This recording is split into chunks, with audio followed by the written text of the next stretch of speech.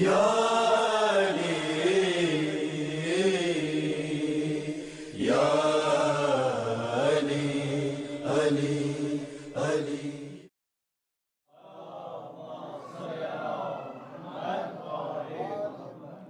सूरह फातिहा की दरख्वास्त की गई है डॉक्टर रज़ा साहब के वालिद सैयद बाक़िर रज़ा रिज़वी और उनके अहलिया के वालिद सैयद अली मज़हर जाफ़री के लिए अल-फातिहा।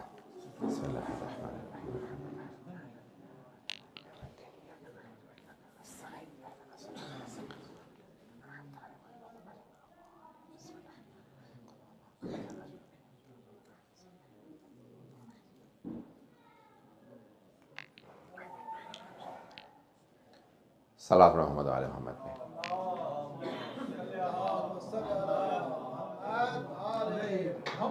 Can we have a better salawat, please? A louder salawat.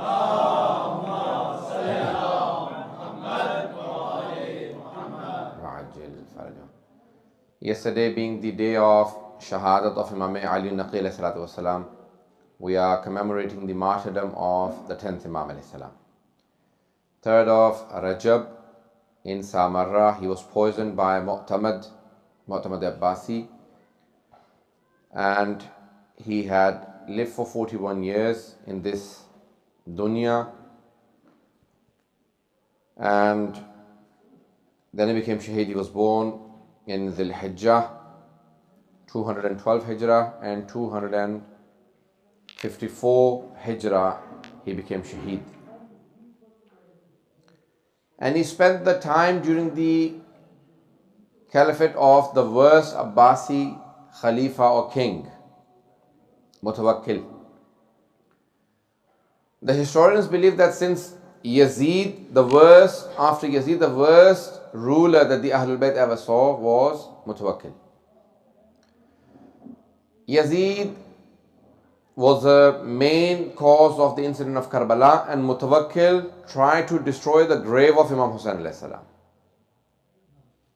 And he is the first person to place tax on the people who went to do the ziyarat of Sayyid al-Shuhada, and he used to cut their hands if they went for the ziyarat, or would kill them at times and would torture them. And he dug up all the place in Karbala to bring the Euphrates on the grave of Sayyid al-Shuhada and destroy it. 33 years of the imamat of Imam Ali Naqi salam, most of it was during the time of Mutawakkil Abbasi. They named themselves Mutawakkil Billah, Mu'tamad Billah, Mu'tadad Billah, Mu'tamad Billah. You know, in that they have reliance upon Allah subhanahu wa ta'ala. They have trust upon Allah subhanahu wa ta'ala. I will continue for, I was told, much later time, but the text later on had changed. You had changed the program, so I only have about 35 minutes. So I'm not sure how to adjust the timings of English and in Urdu, because I have to do Musab in Urdu. The time and the duration of Imam Ali Naqi salam is 33 years, but because of the shahadat of his father, Imam Muhammad Taqi alayhi salatu wassalam,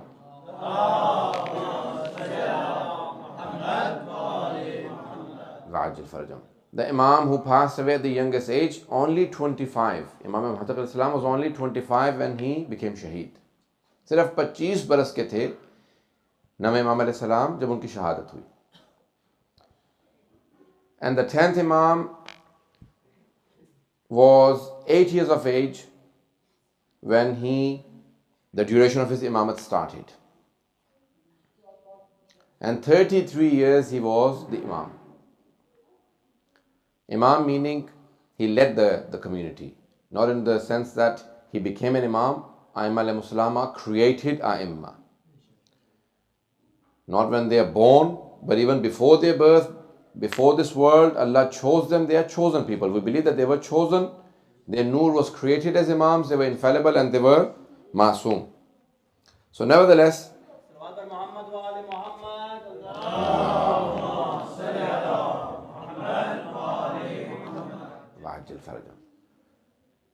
now 33 years is a long time, and it was spent in the time when Bani Abbas wanted to destroy the message of Ahlul Bayt al-Islam completely. They wanted to completely destroy everything of Ahlul Bayt. They kept them in the prisons. They kept them away from the people. They destroyed the athar and the the signs of Ahlul Bayt alayhimus salam.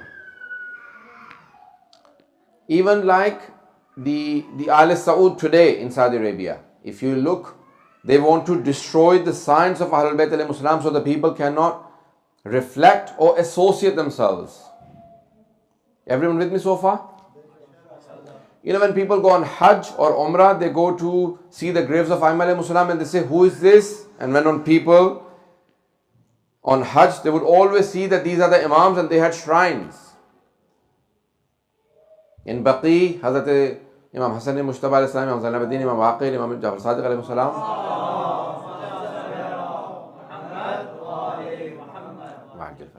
So people would come and ask, why do they have a shrine? Oh, these are Ahlul Bayt alayhi salam. People would come to know. Today you're not allowed to say the names and they have no names on their graves, so people don't find out. I was once, during Hajj, was explaining to a group of mu'minat, our ladies, because ladies are not allowed inside Jannatul Baqi. So I read the majlis and I took the men around the graves and women could not go inside. So I had to tell them outside. So some Shia ladies, I was telling them, look, these are the graves, and I was pointing out, and some other ladies started coming and they said, excuse me, who are these? Can you tell us? They were not Shia. They were Sunnis, and I started telling them, and she started crying, and she said, is that what these people have done to the grave of Hazrat Fatima to Zahra and her son Hassan Mujtaba? She couldn't take it. So one of the greatest plans of the enemies of Ahlul Bayt alayhimus salam is that they should destroy the signs of the Ahlul Bayt. So they destroyed the houses of the Holy Prophet, because when the people went to Hajj, even the house wasn't destroyed until in 1926. In 1926 it was the graves of the Ahlul Bayt alayhimus salam. The house of the Holy Prophet was destroyed in 1978 or so. Whenever the people went to Hajj, they would ask, this is the grave of the Holy Prophet, this is a masjid, and this is a house. Right next to the house of the Holy Prophet, whose house is this? Imam Ali alayhi salam, Hazrat Fatima Zahra, Imam Hassan. And they couldn't take it. So the signs, if you destroy them, and when you go to Masjid al-Haram, Khana Kaaba, if you recall all the people who've been, Mawlidun Nabi, the house of the Holy Prophet, not the house of the Holy Prophet, the house of the Holy Prophet's parents, Hazrat Abdullah and Hazrat Amina. Their house is still called Maktabatu Makkatul Mukarrama, the Library of Makkah. It is the birthplace of the Holy Prophet. Rasul Khuda की जाए विलादत से घर है, आज उसको library का नाम दिया गया, और वहाँ पे अभी भी घर मौजूद है मस्जिद अल हराम के एक कोने में, जहाँ कोहे अबू क़ुबैस था, where the mount where the Holy Prophet, if you remember. Now, when you stand at the house of the Holy Prophet facing Masjid al-Haram, on your right hand side you will see a set of toilets. Those toilets have been made on the house of Hazrat Khadija. That's where the message of Islam started. That's where the Holy Prophet started preaching Islam. जहाँ से पैगाम इस्लाम शुरू हुआ, तबलीग रिसालत इलाही शुरू हुई, रसूल खुदा ने अपनी रिसालत का ऐलान किया, घर में आके जनाब खदीजा, जनाब अबू तालिब को, जनाब अमीर अलैहिस्सलाम को बताया कि अल्लाह ने मुझे इजाज़त दे दी है कि मैं ऐलान रिसालत कर सकता हूँ, लेकिन अपने सिर्फ क़राबतदारों में, सब जगह नहीं. This was the whole mission that started from this house. They intentionally destroyed it because whoever went, they said, what is this? Oh, this is where Islam started. Who lived here? This was the house of Hazrat Khadija. The Holy Prophet married her and they lived here. It introduced Hazrat Khadija, it introduced Hazrat Fatima and Ahlul Bayt alayhimus salam. The greatest plan of the enemies of Ahlul Bayt from the beginning had been that they should destroy all signs of Ahlul Bayt alayhimus salam. Even today, these Daesh and the rest of them, what is their plan? They want to destroy the shrines in Syria and then in Iraq, and they continuously announce that we will destroy all shrines. Hazrat Sakina bint al-Hussein, Sakina bint Imam Ali alayhi salam, her haram was destroyed last month in Damascus, outside Damascus. And they attacked the haram of Hazrat Imam Hassan alayhi salam. I didn't want to go too much into this, but continuously they say that we want to destroy the signs of Ahlul Bayt alayhimus salam.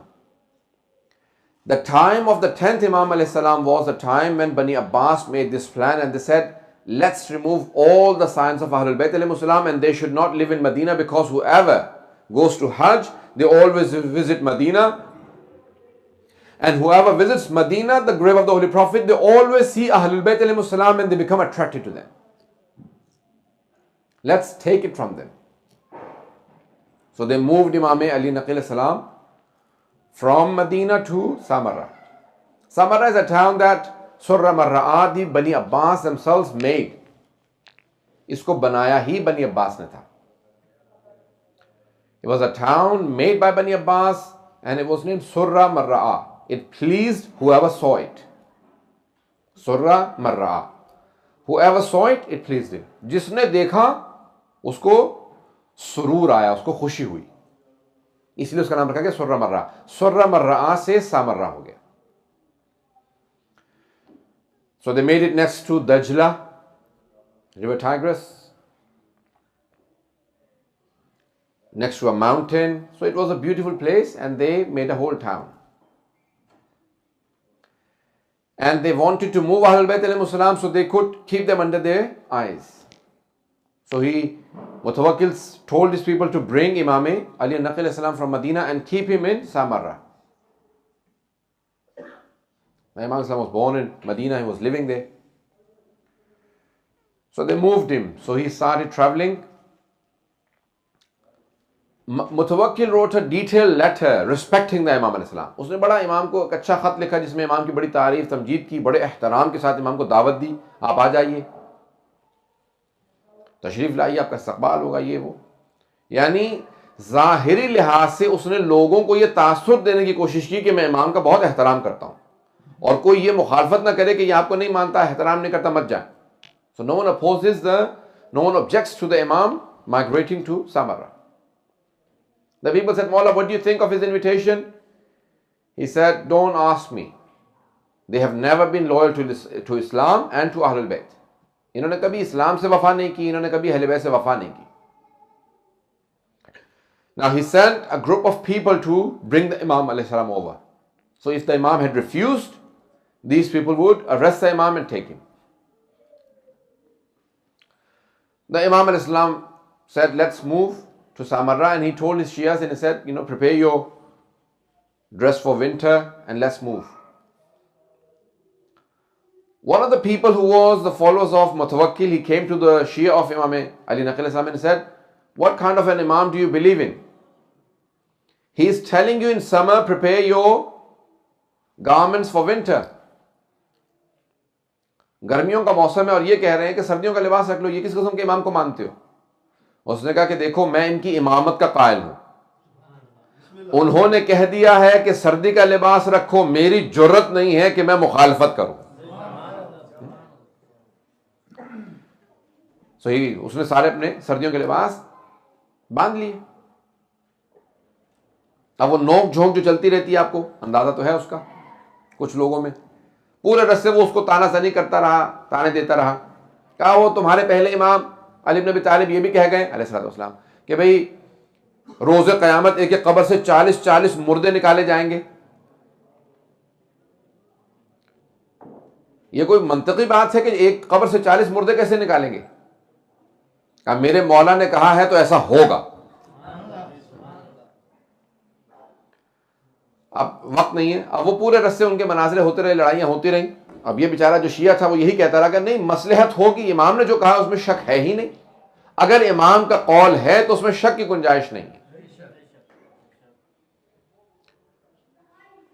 कुछ ही दूर चले थे कि अचानक रात के वक्त इमाम ने कहा खेमे पड़ाव डाल दो, खेमे लगाओ, पुट योर टेंट्स. सबने अपने टेंट्स लगा दिए और रात के वक्त में बेइंतहा सर्दी हो गई. एक ऐसी सर्द हवा चली. अब जितने भी शिया थे उन सब ने इमाम के कहने की वजह से सर्द कपड़े रखे हुए थे, सबने निकाले और लिहाफ ओढ़ लिए, सर्दी कपड़े पहन लिए. और उस रात में इतनी सख्त सर्दी पड़ी कि जिनके पास सर्दी के कपड़े नहीं थे वो सब के सब जम के मर गए. एक ही रात में सब मर गए. जैसे ही सुबह हुई तो कहा भाई ये सब लोग मर गए हैं. मुतवक्किल के लोगों ने कहा कि एक कब्र खोदो. अब इतनी कब्रें तो हम खोद नहीं सकते, एक ही कब्र में सारी लाशें डाल दो. پتہ نہیں بات واضح ہو رہی ہے.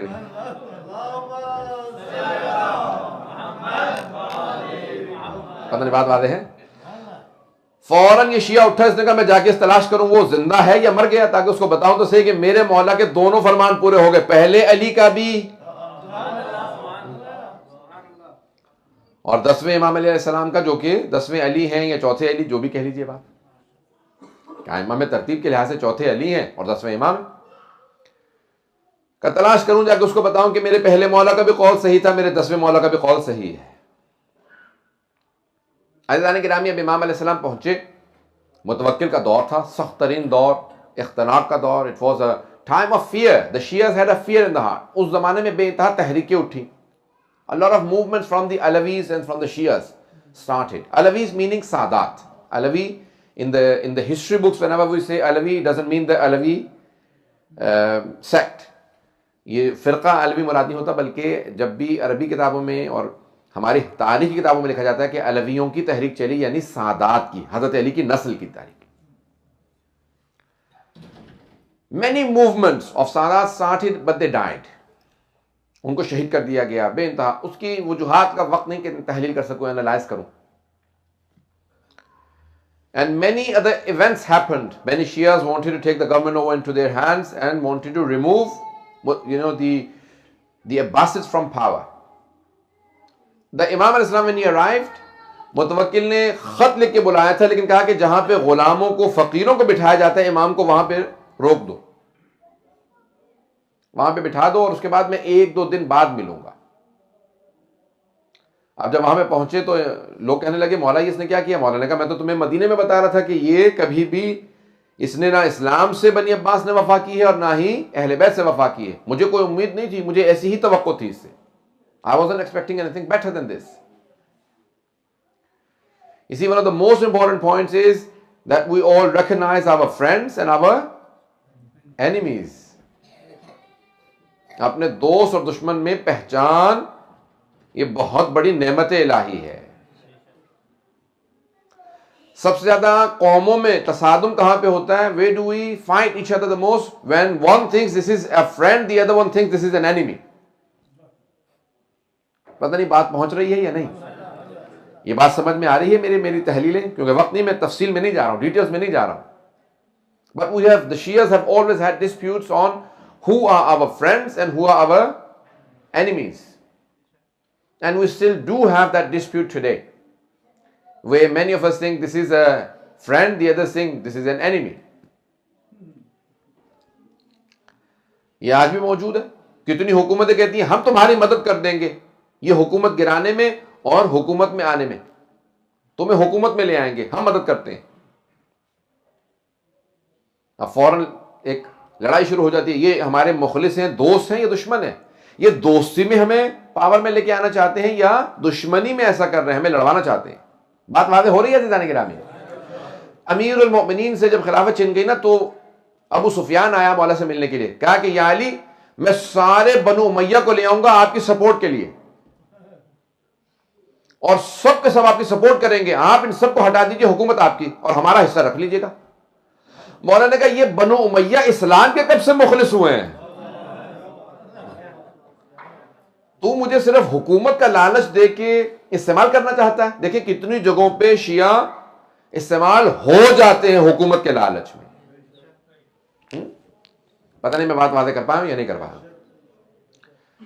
عزیزان گرامی, یہ سب چیزیں باریکیاں ہیں جو ائمہ علیہ السلام کے دور میں تھیں. کہاں کہاں ہم نے حکومت کے لالچ کیے, کہاں کہاں ہمیں حکومت لے لینی چاہیے تھی, جہاں ہمارے اپنے مخلص کہہ رہے تھے کہ آگے بڑھو, ظلم کا خاتمہ کر دو, لیکن ہم خاموش بیٹھے رہے, تماشا دیکھتے رہے. دونوں ہوئے ہمارے ساتھ, کیونکہ ہم بر وقت فیصلے نہیں کر پائے. عزیزان گرامی, امام علیہ السلام وہاں پہنچ گئے, اور امام علیہ السلام کو سامرہ میں پہنچنے کے بعد بے انتہا ظلم برداشت کرنے پڑے. He was oppressed very badly. بے انتہا ظلم ہوا. اب میں اردو پہ آ رہا ہوں, تھوڑا سا الفاظ آسان رکھوں گا, آہستہ آہستہ بولوں گا, بچے بھی اگر تھوڑا سا غور کریں گے ضرور سمجھیں گے.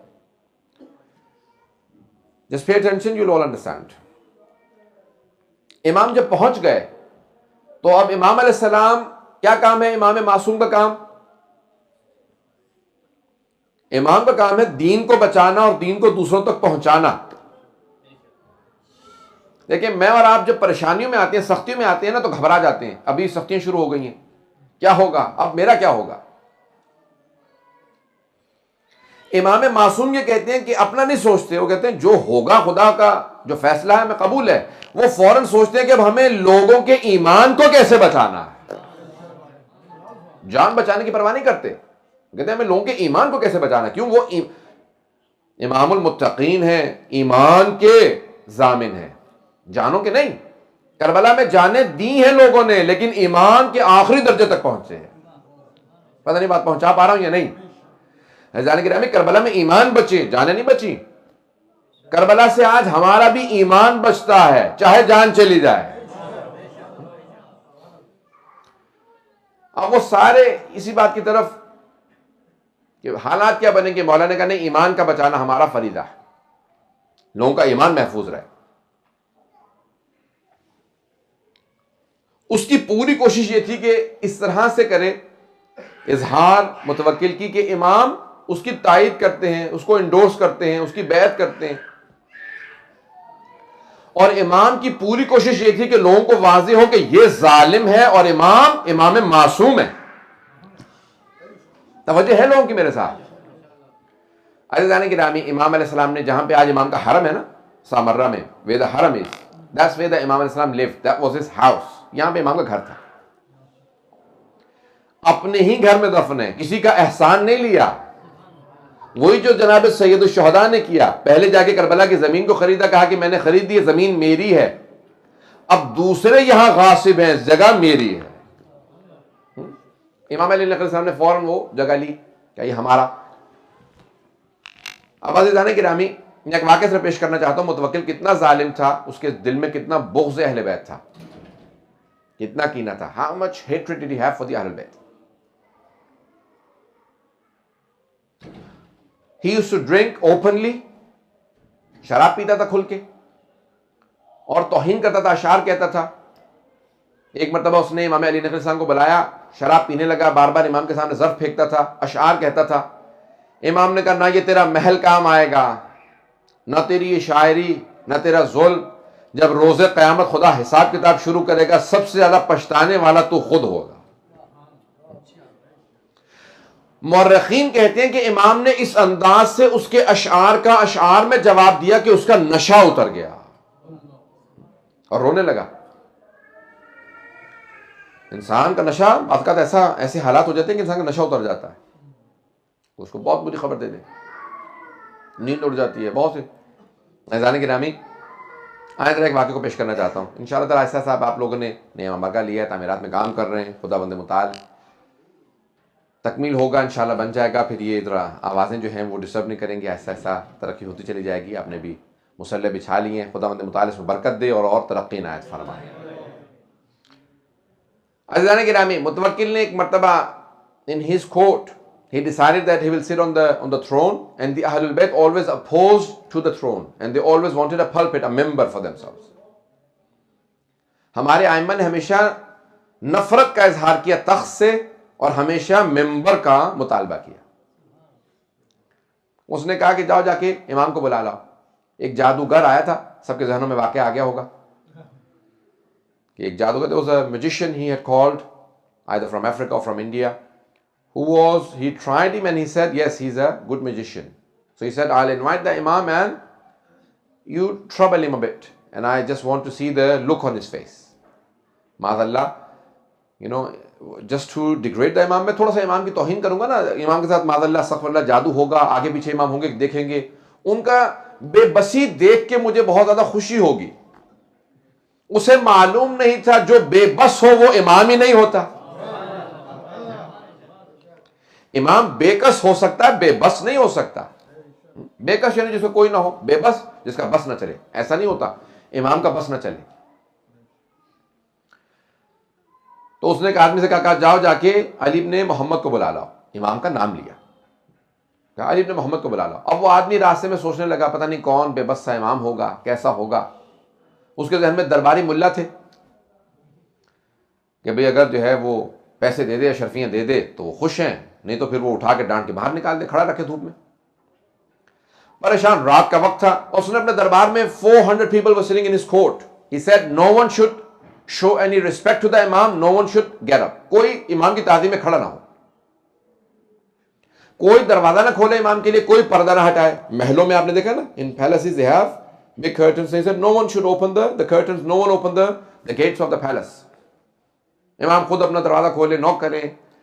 جتنا زیادہ معاذ ان کی توہین ہوگی اتنا مزہ آئے گا. اب پتہ نہیں یہ کیا سوچ رہا تھا. اس آدمی سے کہا جا کے بلا لاؤ, رات کا وقت تھا. عزیزان گرامی, امام کے گھر پہ پہنچا, دروازے پہ دستک دی. کسی خادم نے کہا کیا بات ہے؟ من بالباب, دروازے پہ کون ہے؟ دروازہ کھولا, کہا علی بن محمد کو بادشاہ نے بلایا, خلیفہ وقت نے بلایا. تو خادم نے کہا وہ جو سامنے قبر دیکھ رہے ہو نا, look at that grave in that corner, go inside the grave and you will find علی بن محمد. وہ وہاں پہ عبادت کر رہے ہیں. He is praying in that grave. اب وہ پریشان ہوا, اس نے کہا ہم تو دن میں قبر کے پاس نہیں جا سکتے, یہ رات میں قبر میں عبادت کرتے ہیں. اب تھوڑا سا اس کو احساس ہوا کہ اس کا مطلب ہے یہ وہ خوف کھانے والا آدمی نہیں ہے. سب کی توجہ ہے میرے ساتھ. ایک مرتبہ آگے بڑھا, تیزی سے گیا, امام کو دیکھا, امام کے چہرے کا نور دیکھا, ہیبت دیکھی, فوراً سوال کیا, کہا کہ انت علی بن محمد, کیا آپ علی بن محمد ہیں؟ امام نے فوراً جواب دیا, کہا مجھے ہی ہادی کہا جاتا.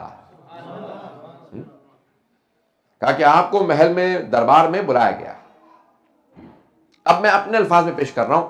عزیزان گرامی, امام نے فوراً امامت کا امامہ سر پہ رکھا, عصمت کی عبا کاندھوں پہ رکھی, اور علم امامت کی دوشالہ لی, نعلین اپنے قدموں میں رکھے, ہاتھوں میں تولا کی تسبیح لی, تبرہ کا ڈنڈا لیا, اور امام بڑے ہی متانت کے ساتھ قبر سے باہر نکلے. کہا چلو.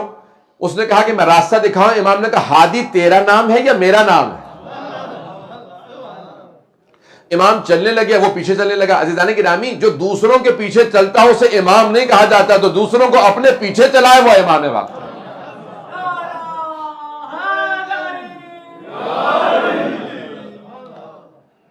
وقت نہیں, مجھے 5 منٹ کے اندر بات کو تمام کرنا, واقعے کو مکمل کر دوں, اور اس کے بعد پھر آپ لوگوں نے تھوڑی سی دیر کے لیے ماتم بھی کرنا. عزیزان گرامی, امام چلنے لگے. اب چلنے کا انداز یہ تھا کہ میں اپنے الفاظ میں پیش کروں کہ جیسے امام چلنے لگے تو صدائیں آنے لگیں لبیک کی, فضائیں لبیک کی صدائیں دے رہی تھی, زمین قدموں کے بوسے دے رہی تھی, ہر طرف سے آسمان سر پہ سایہ کر رہا تھا. امام چلتے ہوئے دروازے پہ پہنچے, ایک تیز آندھی چلی, محل کا دروازہ خود بخود کھلا, امام کے سر پہ پردے نے سایہ کرنا شروع کیا. جیسے امام محل میں داخل ہوئے, وہ جو متوکل سب سے کہہ رہا تھا کوئی امام کی تعظیم میں کھڑا نہ ہو, وہ اپنے تخت پہ کھڑا ہو گیا. بس تخت پہ کھڑا ہونا تھا, سارا مجمع کھڑا ہو گیا, 400 افراد. امام کے آنے پہ سب کے سب کہنے لگے اگر روئے زمین پہ کوئی حجت خدا ہے تو علی بن محمد ہے. فوراً ہٹا گیا کہ آئیے فرزند رسول اس تخت پہ بیٹھ جائیے. امام نے کہا میں پہلے منع کر چکا ہوں, تخت پہ نہیں بیٹھوں گا, ممبر لگوا. امام کے لیے ممبر لگایا گیا, امام ممبر پہ الگ سے بیٹھے. جیسے امام ممبر پہ گئے, اس نے فوراً کہا کہ کھانا سامنے رکھ دو. عزیزان گرامی, واقعہ سب کے ذہنوں میں ہے, مجھے واقعے کو پیش نہیں کرنا کہ جب جادوگر نے جادو کیا, روٹی سرک گئی. عزیزان گرامی, وہیں پہ امام علیہ السلام نے جملہ کہا ایھا الاسد, جو غالیچے پہ تصویر تھی. مجھے واقعے کو چھوڑ کے آگے بڑھنا ہے. عزیزان گرامی, بس ایک مرتبہ امام علیہ السلام نے اس غالیچے پہ شیر کی تصویر کو دیکھ کے کہا ایھا الاسد, وہ شیر بنا. جادوگر کے پاس گیا, اسے نگلا ایک خون کا قطرہ بھی زمین پہ گرنے نہیں دیا, اور فوراً امام کے سامنے آ کے کھڑا ہوا. کہا کہ فرزند رسول, یبن رسول اللہ, اگر آپ حکم دیں تو متوکل کو کھا لوں. تو متوکل نے فوراً کہا کہ میرے تو وڈیرے بھی کہہ گئے کہ اگر آپ نہ ہوتے تو ہم ہلاک ہو جاتے ہیں, اسے کہیے واپس چلا جائے. امام نے کہا کہ واپس لوٹ جا. جب جانے لگا تو اس نے کہا کہ اس سے کہے میرا جادوگر لوٹا دے. تو امام علیہ السلام نے جملہ کہا کہ جس طرح سے جناب موسیٰ کا عصا فرعون کے سانپوں کو واپس کر کے نہیں گیا تھا, یہ بھی تیرے جادوگر کو لوٹائے گا نہیں. عزیزان گرامی, ہم ایسے ائمہ کی امامت کے قائل ہیں. عزیزان گرامی, بس یہ واقعہ ہے اور اس کی بہت تفصیل ہے, بہت تفصیلی واقعہ ہے. جہاں پہ کسی نے سیلونی کا دعویٰ کیا, امام نے پھر اس کا جواب دیا, اور پھر بے انتہا اس میں امام نے مسائل کو حل کیا. عزیزان گرامی, اس کے بعد پھر بے انتہا امام پہ ظلم کیا گیا. متوکل نے خود اپنے بھائی سے کہا کہ ان کو زہر دے دو اور تاکہ ان کی شہادت ہو جائے. عزیزان گرامی, جب امام محمد تقی علیہ السلام کی شہادت ہو رہی تھی تو امام علی نقی علیہ السلام صرف 8 برس کے تھے، اور امام محمد تقی علیہ السلام کی والدہ زندہ تھیں اور وہ مدینے میں تھیں۔ تو امام علی نقی علیہ السلام نے رو کے اپنی دادی سے کہا دادی اماں آج میرے بابا کی شہادت کا دن ہے۔ تو جناب صدیقہ خاتون رونے لگیں، کہا بیٹا ایسا مت کہو، میرا 25 برس کا جوان بیٹا ہے۔ کہا دادی اماں وہ جو اللہ کا ایک فرشتہ ہے جو امام کے ساتھ رہتا ہے نا، وہ اب میرے پاس آ گیا ہے، اس کا مطلب ہے میرے بابا کی شہادت ہو گئی ہے۔ میں آپ سے سوال کروں، کسی ماں کو اگر بیٹی کی شہادت کی خبر ملے تو کیا حالت ہو گئی ہوگی؟ روایت کے الفاظ ہیں، جناب صدیقہ خاتون بے انتہا رونے لگیں، تڑپنے لگیں، اور ایک ہی دلاسا تھا، وہ ان کا پوتا، وہ جو 2 پوتے اور 1 پوتی تھی، ان کو سینے سے لگایا، پیار کرنے لگی، رونے لگیں، کہا کہ میرا بیٹا مارا گیا۔ بچپنے سے یتیمی اس طرح سے امام علی نقی السلام نے دیکھی ہے۔ میں سوال کروں یتیمی کیسی بلا ہے؟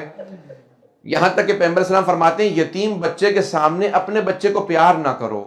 پوچھا کیوں مولا؟ کہا کیونکہ جب وہ دیکھتا ہے نا کہ کوئی اپنے بچے کو پیار کر رہا ہے تو اس کا دل ٹوٹ جاتا ہے۔ عزیزان گرامی، روایت کے الفاظ یہ ہیں کہ جب پہلی عید آئی تھی نا امام حسن مجتبیٰ کی شہادت کے بعد، یا مسلسل جب عید آیا کرتی تھی تو امام حسین علیہ السلام جنت البقیع اپنے بھائی کی قبر پہ جایا کرتے تھے، تو اپنے بچوں کی انگلی پکڑتے تھے لیکن سر پہ ہاتھ نہیں رکھتے تھے۔ تو کبھی کسی نے پوچھا اتنا پیار کرتے ہیں تو آپ بچوں کو کیوں نہیں پیار کرتے؟ کہا جب میں قاسم کو دیکھتا ہوں تو مجھے احساس ہوتا ہے کہ میرا بھتیجا کبھی یتیمی کا احساس نہ کرے، اپنے بابا کو یہ محسوس نہ کرے میرا باپ سر پہ نہیں ہے، اس لیے میں اس کی محبت میں اس کو زیادہ پیار کرتا ہوں، اسے سینے سے لگاتا ہوں، اس کے سر پہ ہاتھ رکھتا ہوں، اپنے بچوں کے سر پہ ہاتھ نہیں رکھتا، تاکہ میرے بھتیجے یتیم بھتیجوں کو یہ محسوس نہ ہو کہ دیکھو ہمارے جو چچا زاد بھائی ہیں ان کے سر پہ ہاتھ رکھنے والا ہے لیکن ہمارا باپ سر پہ موجود نہیں ہے۔ عزیزان گرامی، یتیمی عجیب چیز ہے۔ امام علی نقی علیہ السلام نے 8 برس کے سن سے یتیمی دیکھی، اور مسلسل یہ دیکھتے رہے کہ ہر طرف سے ظلم ہوتا رہا امام علیہ السلام پہ۔ عزیزان گرامی، جب جناب سکینہ بنت الحسین کو پہلا تماچا لگا تھا نا، تو انہوں نے اس لحظے میں اپنے چچا کو پکارا تھا اور کہا تھا کہ چچا جان آ کے دیکھیے ذرا میرے کانوں سے کتنا لہو بہ رہا ہے۔ عزیزان گرامی، ایک سوال کروں گا کہ اب ذرا ایک مرتبہ تصور کیجئے، وہ امام علی نقی علیہ السلام جو 8 برس کے سن سے مسلسل اپنے بابا کو محسوس کرتے ہوں گے میرے بابا کہاں پہ کاظمین کے اندر شہید ہوئے، وہاں پہ ان کو دفنایا گیا۔ عزیزان گرامی، اب یہ مسلسل وقت کٹتا رہا یہاں تک کہ آخری لحظات ہیں امام علی نقی علیہ السلام کے۔ عزیزان گرامی، کہتے ہیں کہ یہ جو ائمہ کو زہر دیے گئے ہیں نا، ان میں جو سخت ترین زہر تھے وہ 4 اماموں کے تھے۔ اب وقت نہیں ہے کہ میں تفصیل سے جا سکوں، آخری جملے کو پیش کر رہا ہوں، اس کے بعد آپ ماتم کریں گے۔ عزیزان گرامی، ذرا ایک مرتبہ آنکھیں بند کر کے تصور کیجئے گا، کیا تصور ہے؟ کہتے ہیں جیسا 4 اماموں کو زہر دیا گیا ویسا کسی کو نہیں دیا گیا۔ کیوں؟ وہ کہتے ہیں جو امام حسن مجتبیٰ کو زہر دیا گیا ویسا زہر کسی کا نہیں تھا۔ پوچھا کیوں؟ کہا کیونکہ امام کا کلیجہ نکل آیا تھا۔ کہا دوسرا کس کو زہر سخت دیا گیا تھا؟ کہا دوسرا امام رضا علیہ السلام کو۔ کہا کیسا زہر تھا؟ کہا جب زہر دیا گیا نا، امام نے فوراً اپنے چہرے پہ رومال رکھا۔ کہا کیا بات ہے کہ مجھے بار بار خون کی قے آتی ہے؟